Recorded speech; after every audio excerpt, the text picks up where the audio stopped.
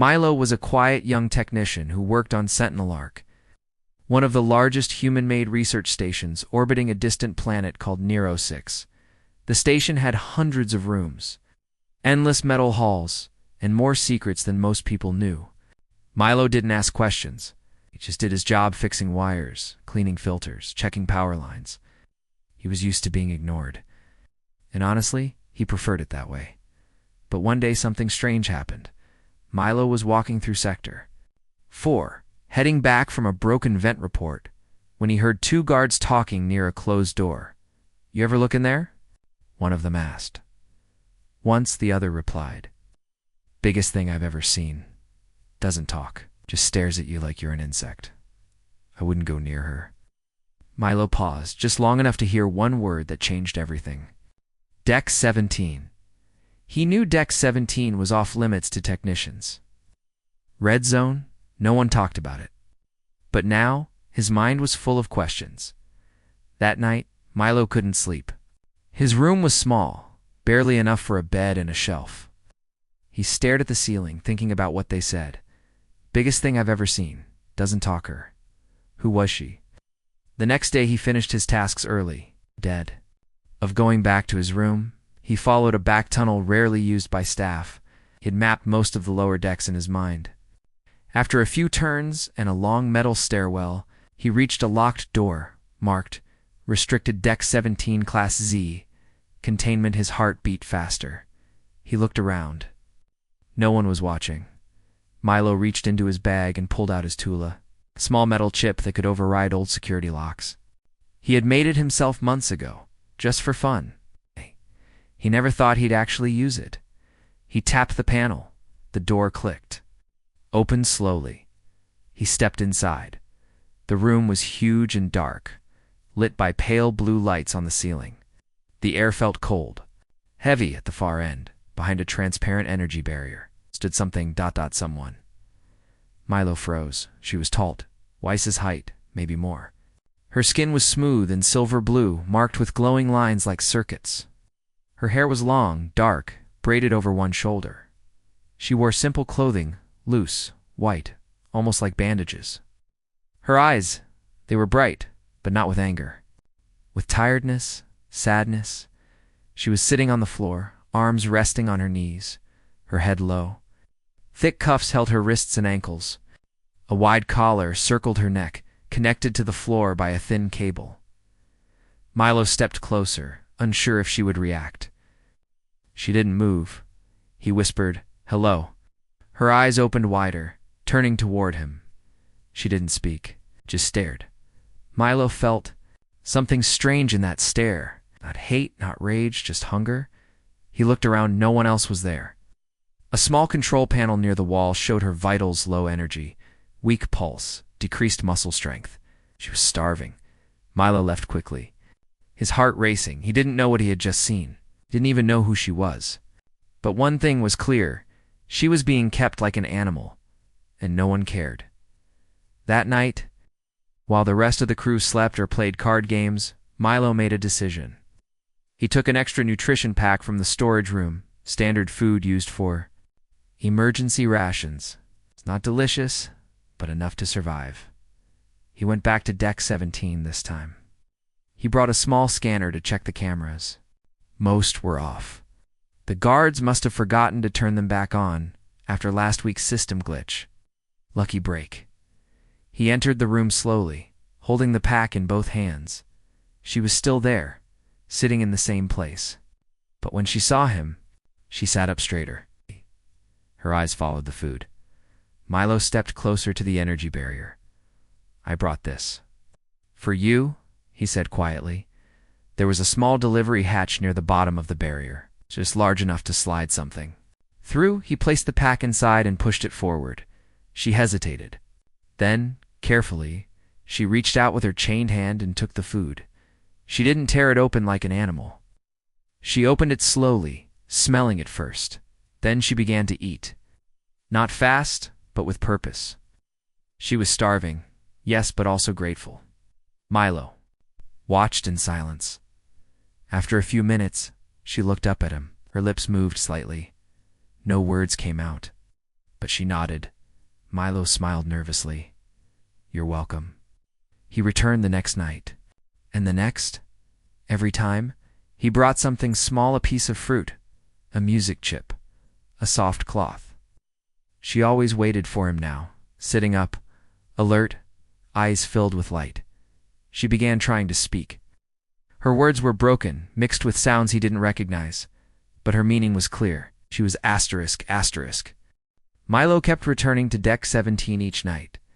He didn't tell anyone, not his supervisor, not the other technicians, not even the old janitor who always gave him advice during meal breaks. Milo knew what he was doing was against station rules, but he didn't care. Something inside him had changed. The alien giantess, she wasn't a monster. She wasn't dangerous or wild. She had a name, though she couldn't speak it clearly yet. Her eyes showed emotion, not emptiness. She looked at Milo the way someone might look at the sun after being kept in the dark, and that made Milo feel something he hadn't felt in a long time, important, each night. He brought something new. Sometimes it was food, sometimes a soft scarf, a piece of chocolate, or a basic sound device that played quiet music. She loved the soft sounds, wind chimes, waves, birds. One time, Milo brought a small drawing pad. He drew stars, moons, and stick figures. She laughed for the first time, then a deep, slow laugh that echoed gently through the chamber. On the 6th night, he pointed at her and asked, "Your name?" She touched her chest. Vela. Milo smiled. "Vila, that's a nice name." She smiled too. Milo started staying longer each night. He sat near the barrier while she ate. Oh. They didn't always speak, but they didn't need to. He watched how carefully she moved, how she never showed anger, even though she was still chained. Sometimes she would close her eyes and hum softly strange tunes in a language he didn't understand. It was peaceful, not scary. She reminded him of a tree rooted in the wrong place, powerful, but stuck in stone. But not everyone thought like Milo. One afternoon, Milo was in the supply hall when Bran, a security officer with sharp eyes and a loud voice, stopped him. "You've been walking near Deck 17 a lot?" Bran said, arms crossed. Milo forced a small smile. "Just checking the filters." "Routine check." Bran didn't smile. "You're not cleared for that area." "I didn't go inside."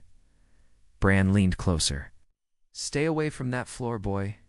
What's locked down is locked down for a reason." Milo nodded, but inside his worry grew. He couldn't let them take her away. Or worse. That night, he hesitated at the entrance to Deck 17. The cameras were still off. The lights dim. The guards were not around. They didn't think she was worth watching anymore. He stepped inside. Vela was waiting, sitting quietly as always. When she saw him, she smiled. He brought a simple, dish-warm soup in a sealed pouch. She took it gratefully. After eating, she tried to speak more. "Why? Help me," she asked slowly, her voice still rough. Milo thought for a moment. "Because no one else will. And because you're not a monster." She looked down, then said, "They fear me." "Yes," Milo said softly. "But they don't know you." Vila raised her hand and pointed at her chest. Peace, keeper, not fight, not hurt." Milo's eyes widened. "You were a peacekeeper?" She nodded. "My ship broke. I save humans, then chains." He felt anger rising in his chest. She wasn't the threat. They were just afraid of her size, her looks, her silence. "That wasn't fair. You saved humans." Milo asked. She nodded again, slower this time. "Shield them. Fire. From sky. I use power. Save power." She looked at the floor. Inside. Energy, only for protect. Milo sat back, trying to understand. Vila wasn't just kind. She was strong. Not a weapon, but a guardian. He knew then what he had to do. The next morning, Milo sent a message to someone he trusted, Commander Rhea, one of the higher officers on the station. She was known for being fair, not like the others who only cared about rules. He asked for a private meeting. She met him in a quiet part of the research wing. "You're the quiet tech boy," she said, arms crossed. "What is this about?" "I need to show you something," Milo said. "It's about the prisoner on deck 17. Her eyes narrowed. "You been down there?" "Yes. I've been feeding her, talking to her. She's not dangerous. You broke 3 security rules." "I know," Milo said quickly. "But she's not what they say she is. Her name is Vela. She saved humans. She told me she was a peacekeeper." Commander Rhea didn't speak for a moment. Then she said, "That's a bold story, Milo. Got proof?" He hesitated. "Not yet, but I think it's on the research logs. There were survivors from a mission near Narasix. I think she was involved." Rhea frowned. "You're asking me to go against command based on alien bedtime talk?" Milo stood straighter. "I'm asking you to help someone who helped us first." She looked at him for a long time. Then she nodded once. "If you can find proof, I'll listen. But if you're wrong, you'll be removed from this station." Milo swallowed. "I understand." That night, Milo returned to Deck 17 again. He didn't bring food. He brought something better. A broken translator chip from the old archives. He spent hours fixing it, just enough to help her speak clearly. He placed it through the hatch. Vela picked it up, puzzled. He pointed at his ear, then hers. "Translator, talk. Better." She understood. She turned it on. The chip lit up, glowing faint blue. Then she looked at him and said in perfect, soft words, "Thank you, Milo." Milo stared. Her voice was calm and clear. "You speak." He whispered. She nodded. "A little now. More tomorrow," he smiled. "You're going to be okay." But outside the chamber, in the shadows near the hallway, a figure watched them. Bran had followed Milo, and now he knew everything. The translator chip worked better than Milo had hoped. Now for the first time, Vela could speak clearly. Her voice was deep and soft, like a low melody echoing in a cave. It didn't sound scary. It sounded wise, calm, almost comforting. She sat cross-legged in the cage, looking more alive than ever before. Her silver-blue skin glowed faintly in the dark room, and her eyes held something new hope. Milo sat on the floor outside the energy barrier, listening to every word she said. He had brought a notepad to write things down, but her story was too big for paper. "I came to help," Vela said slowly, choosing each word with care. "We received your signal," the beacon said. "Your people were in danger near the Nera system." Milo blinked. That was years ago. An exploration crew disappeared near a collapsing sun. "Yes," Vela nodded. "Your ship was trapped. My vessel called Solari arrived first. We protected your crew from solar fire." "You saved them?" Milo asked. "Yes, I used energy field. But too much. I fell unconscious. My team tried to protect me, but we were attacked." Milo's heart sank. "You mean by humans?" She nodded. "Mistake. Fear. I was taken. Woke up here." She touched the collar around her neck where small lights blinked. Chains. Cold room. No voices. Only guards. Food stopped. Long ago. Milo felt guilt rising in his chest. "I'm so sorry, Vela." "You brought food," she said with a gentle smile. "You listened?" He asked softly. "Why didn't you fight back?" She looked up at him. "I could have. But hurting would make fear grow. And I am a peacekeeper. My role is to protect, not destroy." Milo wrote the word in big letters on his notepad. Peacekeeper. Every night for the next week, Milo returned to talk with her. With the translator chip working, their conversations became longer and deeper. Vela told him about her people, the Volari, a race of tall, intelligent beings from the edge of the spiral arm. Their technology was based on harmony, not force. They used living crystals, energy drawn from stars, and language that could shape sound into power. Milo shared stories too, about Earth, about growing up in a small town with rain and trees. about music, books, and silly things like spicy noodles and card games. Vela listened with interest, laughing sometimes, especially at his drawings of earth animals. "You have a creature called duck?" she asked, raising an eyebrow. Milo grinned. "Yes. It swims and waddles. It also quacks." Vela chuckled. "Your world sounds strange, but kind." But outside their hidden world, things were changing. Security Officer Brand had seen Milo feeding Vela. He had heard part of their talk. Now he was reporting to his superior, Chief Hellman. "She's communicating," Brand said. "And the technician boy is involved." Hellman narrowed his eyes. "So the thing's learning. It's not good. She's hiding something. I say we shut it down. End the risk." Hellman nodded. "Fine. 2 days. Then we clear that deck." Milo didn't know time was running out. He spent the next day searching the research archives. He had one goal: find proof that Vela had saved the missing human crew near Nera 6. If he could show the commander the truth, maybe Vela would be set free. After hours of digging, he found a damaged black box recording from the old explorer ship Callisto Dawn. The video was broken, but a few clear moments remained. In the center of a fiery storm, a giant figure stood with glowing arms stretched wide. She was protecting the crew inside a failing escape pod. The energy around her matched Vela's markings. Milo gasped. It was her. He downloaded the footage and ran to find Commander Rhea. That night, Milo hurried back to Deck 17 with good news in his hands. Vela stood near the barrier, waiting. "You look happy," she said. "I found it," Milo said, breathing fast. "I found proof. The video shows you saving humans. I'm going to show the commander." Vela's eyes lit up. "Then I can go home." "Yes," Milo said. "Maybe even sooner than we thought." But suddenly, a loud buzz filled the room. Red lights flashed. "Warning. Security breach on Deck 17. Milo turned in shock. The door behind him slammed shut. The energy field around Vela's cage began to shift. "What's happening?" she asked, voice tense. "It's a lockdown," Milo said. "Someone triggered it." Outside the room, heavy boots echoed.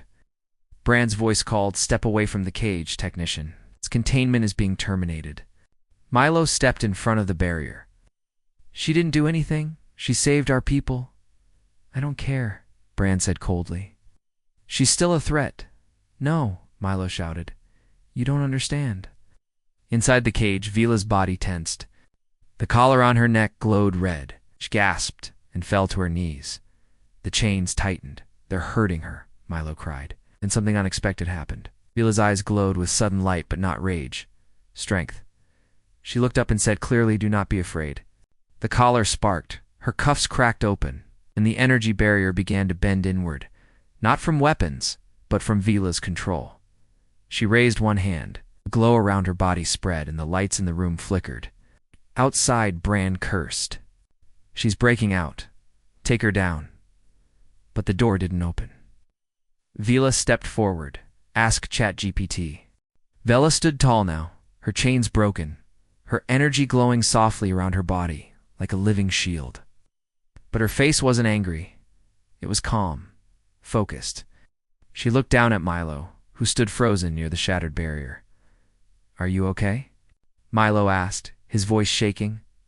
Vela gave a small nod. "I'm not here to fight." Milo slowly stepped closer. "And let's make sure they know that." Outside the room, Bran was shouting orders. "Ah! Seal the hallway! Prepare stun rounds!" "We're not letting that thing escape?" Milo rushed to the control panel near the wall. "We need to get out before they activate full lock." Vela didn't move.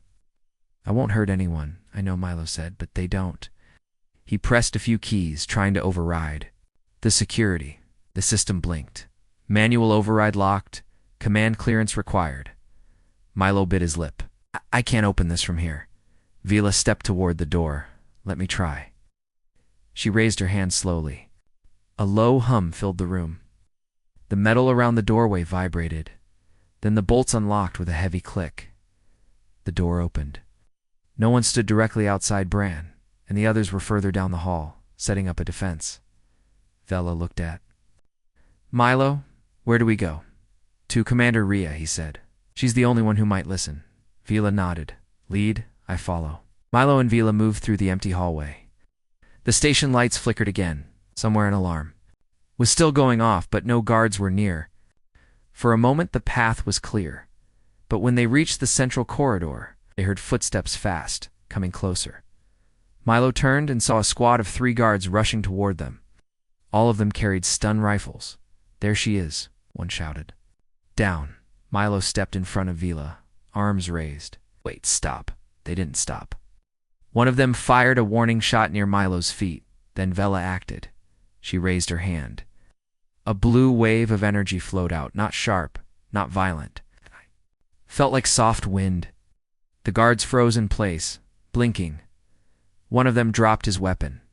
Another slowly lowered his hands. I do not wish to harm, Vila said, her voice echoing. The guards looked confused. Then one of them whispered, She spoke. Milo stepped forward.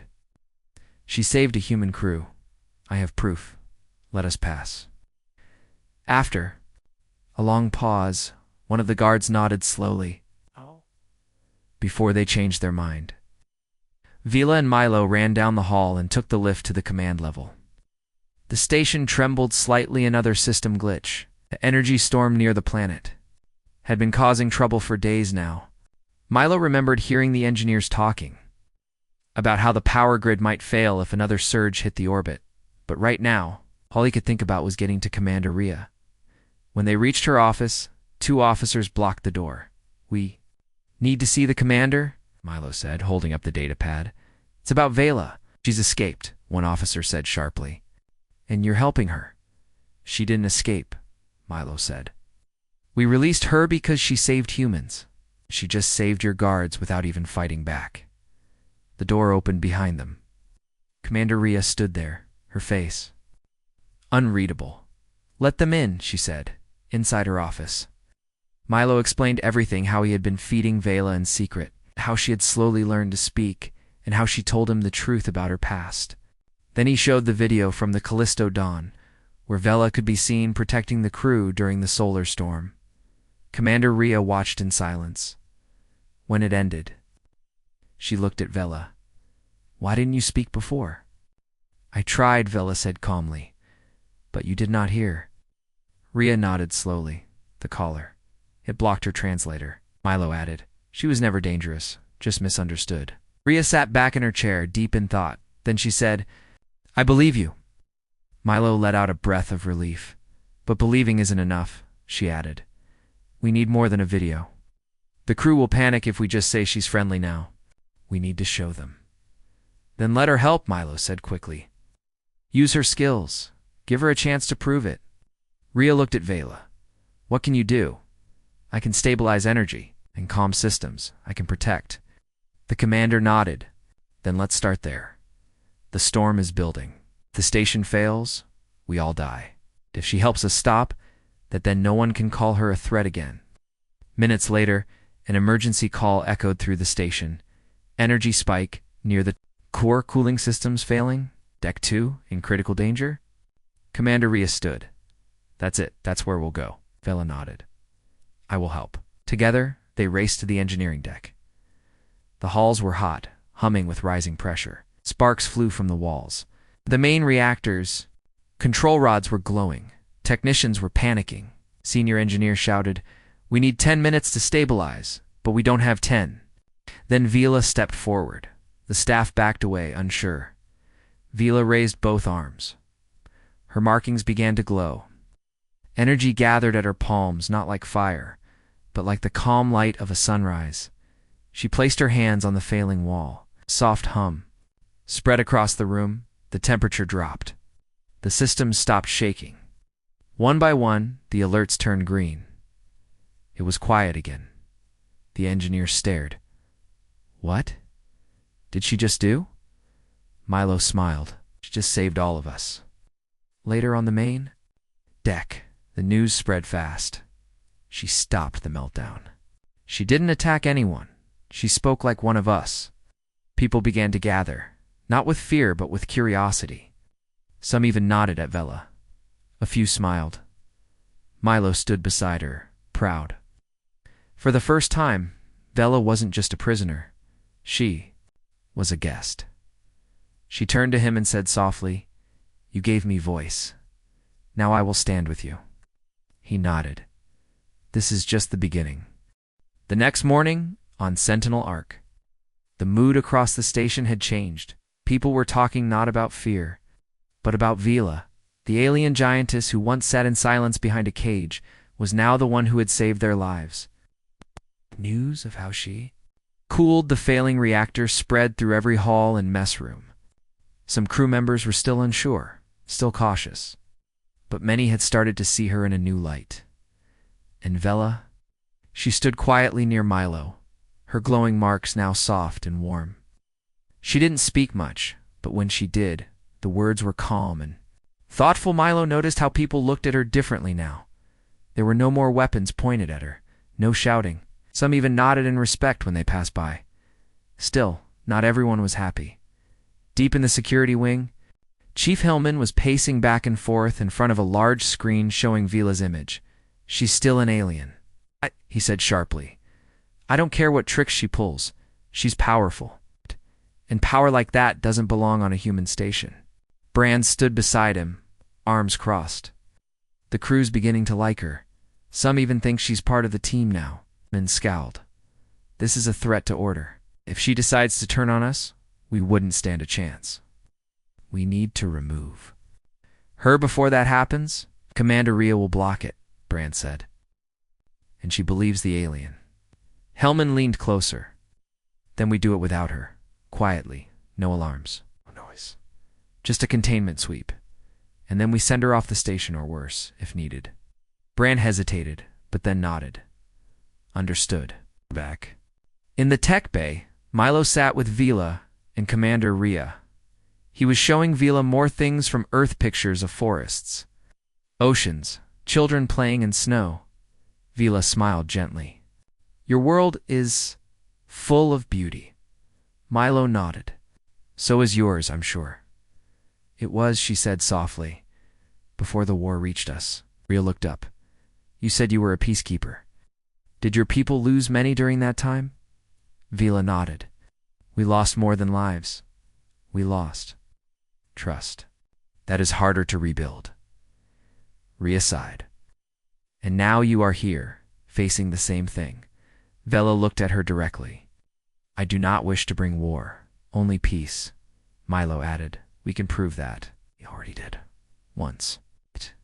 But just then, Rhea's communicator buzzed. She answered, and a voice whispered urgently, "Commander, emergency scan shows movement from security. They're heading to Ward Bay 4, where the alien sleeps." Rhea's eyes narrowed. "They're trying to take her." Without a word, Rhea stood. "Milo, Vela, come with me." Now. They moved quickly through a back tunnel. Vela's large steps made no sound, as if she had done this 1,000 times before. Her calm never changed even when alarms began flashing red again. In a side room near the docking ports, Rhea activated a hidden console. A small screen popped up, showing a private shuttle or cargo ship that wasn't in regular use. "You need to leave the station," Rhea said. Milo turned, surprised. "Wait leave?" "Yes," Rhea said. "Chief Hellman wants her gone. He'll use force if needed. I won't let that happen. This shuttle has a cloaked signal. Can take you off station without being seen." Vela stepped forward. "I do not run." "It's not running," Rhea said. "It's surviving. You've done your part here. The rest be handled from." Outside, Milo looked at Vela. "Will you be safe on your own?" "I won't go alone," Vela said softly. They both turned to Rhea. Milo blinked. "Wait, what do you mean?" "You must come with me," Vela said. Milo's eyes widened. "Me, but I'm not a pilot. I'm not a soldier." "You're more," Vela said. "You gave me hope. I'll not leave without you." Rhea looked at Milo. "The choice is yours. Stay and return to routine, or go and become something more." Outside, footsteps echoed down the corridor. Security forces were closing in.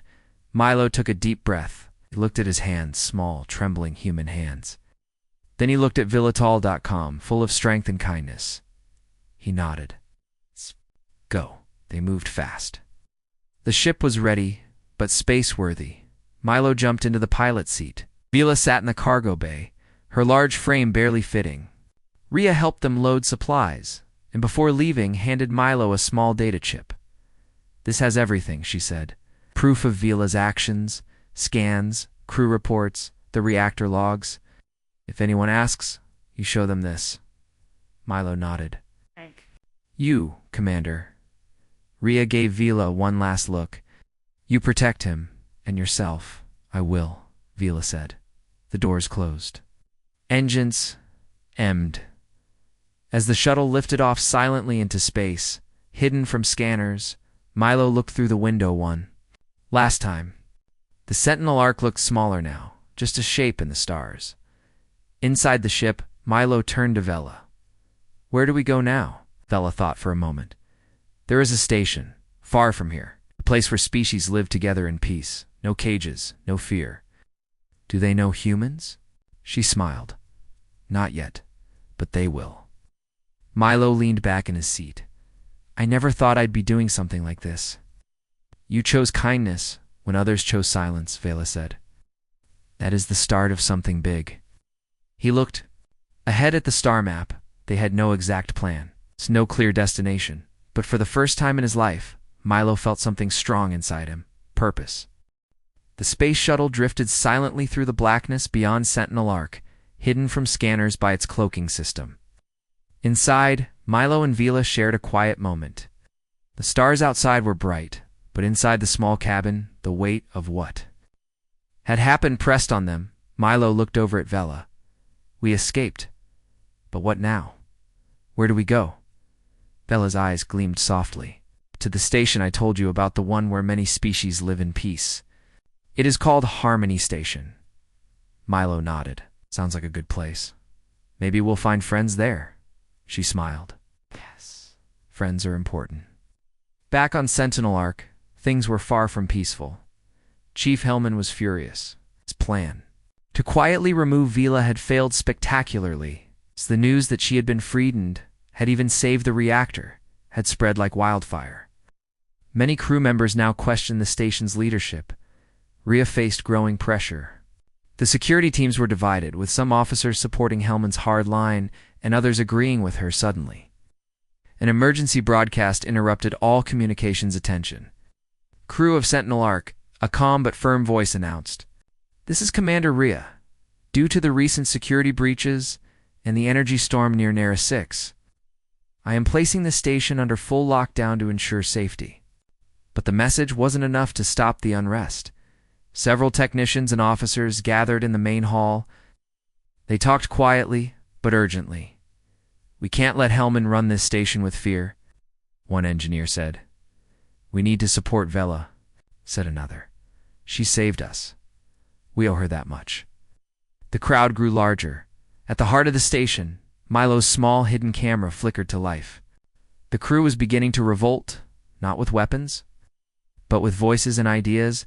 Security teams loyal to Hellman tried to keep order. The crew refused to back down. Meanwhile, on the shuttle, Milo and Vela were unaware of the storm brewing back. Vila had begun teaching Milo about her energy powers. She showed him how to sense energy flows and even how to gently move small objects using her hands. Milo tried carefully. To his surprise, a small tool lifted off the table, floating slowly. "This is amazing," Milo said, eyes wide. "Your world has much to learn," Vila said softly. Suddenly, the shuttle jolted. Milo gripped the controls as warning lights flashed. "We're caught in an energy wave from the storm," Milo said, sweating. Vela reached out, placing her hands on the control panel. A calm blue light spread from her fingertips, stabilizing the ship. "Hold on," she said. "I will guide us through." With Vila's help, the shuttle slipped safely through the dangerous space, back on Sentinel Ark. The energy storm grew stronger. The station trembled, systems flickering and alarms blaring. Hellman's supporters tried to force their way to the command deck, but crew members blocked their path, refusing to let fear control them anymore. In a tense meeting, Rhea faced Hellman. "We need to work together," she said firmly. "This station can't survive divided." Hellman sneered. Before more could be said, the station shuddered violently. Power cut, darkness fell. Suddenly lights returned. On the main deck, Vila appeared on the station's communication screen. "People of Sentinel Arc," she said calmly. "I am here to help." She demonstrated her power remotely stabilizing failing systems, restoring energy flows, and calming the chaotic storm inside the station's core. The crew cheered. Fear turned into hope. With Vila's help, the station survived the worst of the storm. Hellman's grip on power weakened. The crew chose to follow Rhea and support Vila's peaceful leadership as calm returned. Milo and Vila prepared to arrive at Harmony Station. Milo smiled. "We made it through the storm," Vila nodded. "Now, new beginnings." The shuttle finally approached Harmony Station, a large, shining structure floating peacefully in the middle of a bright star cluster. It was unlike anything Milo had ever seen, a place where ships from many worlds docked and crews of all species moved freely. As the shuttle docked, Milo looked over at Vila. She seemed calm but alert. This new place was their chance of fresh start. Inside the station, the crew greeted them warmly. Many had heard of Vila's story, admired her calm strength and kindness, not fear. One of the station leaders, a tall woman named Tara, welcomed them. "We have been waiting for you, Vila, and for you, Milo. Your courage helped bring her here safely." Milo smiled shyly. "I just did what I thought was right." Tara nodded. "That's what we need more of." Over the next days, Vela worked with Harmony Station's engineers and scientists. She shared her knowledge of energy fields and star crystals. In return, Milo learned about new worlds and technologies he had only dreamed of. Vila's presence brought peace and hope to many. She showed that strength could be gentle and power could be kind. But news from Sentinel Arc was not quiet. Back on the human station, Commander Rhea had taken control, working with the crew to rebuild trust and order. She sent messages to Harmony Station, asking for help and sharing Milo and Vila's story. Slowly, the humans on Sentinel Arc began to change. Fear of the unknown turned into curiosity and respect. Vila's example showed them a better way. One evening, Milo and Vila stood together. Looking out at the stars from the Harmony Station's observation deck, Milo asked, "Do you think humans will ever truly accept someone like you?" Vela smiled softly. "They already have, because you helped them see me as a friend, not a threat." Milo nodded. It wasn't easy, but it was worth it. Suddenly, an alert sounded. Tara said, "There's a call coming in from Sentinel Arc." The screen lit up with Commander Rhea's face. "We have a proposal," Rhea said. "With Vila's help, we want to create a new alliance, a chance for humans and Valari to work together, to protect each other, to explore, and to grow." Vila's eyes sparkled. "I will stand with you," Milo smiled. "This is only the beginning." Together, the humans and Valari began a new chapter, one where fear was replaced with friendship, and strength was used to protect, not destroy. No one dared to feed the caged alien giantess before, but now she stood proudly, a guardian, a friend, and a symbol of hope.